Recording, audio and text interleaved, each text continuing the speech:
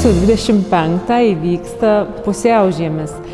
Ir nuo žiemos saulėgrįžos diena, pusiaužiemio diena jau būna pailgėjus 1:09 minutės.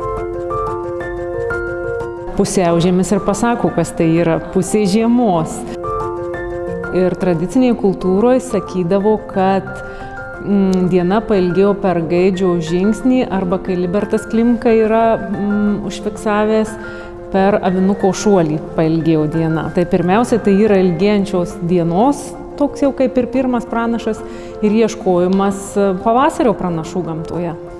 Tai kadangi jau žmonės buvo šiek tiek pavargę nuo tamsaus metų, tai jie ir į tą sodą dažniau išeidavo ir būtent pusiaužiemį eidavo tikrint avilius, į juos pabelsdavo ir sakydavo, kad jau bitėm liko pusę miego mažiau.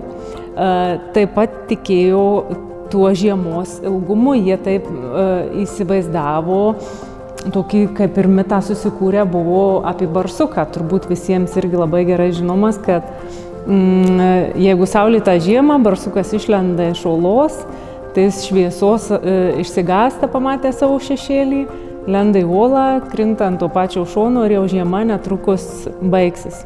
O jeigu būna apsiniaukus ūkanota diena, tai tas barsukas išeina iš olos, vaikšto visą pusdienį ramiai savo po mišką, pailsi, prisikvėpuoja grynu oru, grįžęs į savo guolį krenta ant kito šono ir žiema dar užsitęsia ilgai. Tai va toks tas tikėjimas dar buvo.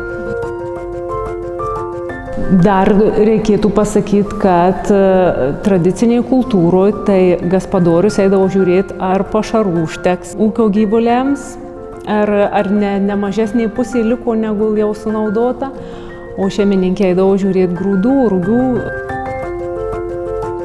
Sukrutindavo obels šaką, obelų šakas, lyg tai jau primindamas sodo šeimininkas ar šeimininkė, kad iki žydėjimo, iki budimo vis mažiau laiko tom obelim lieka.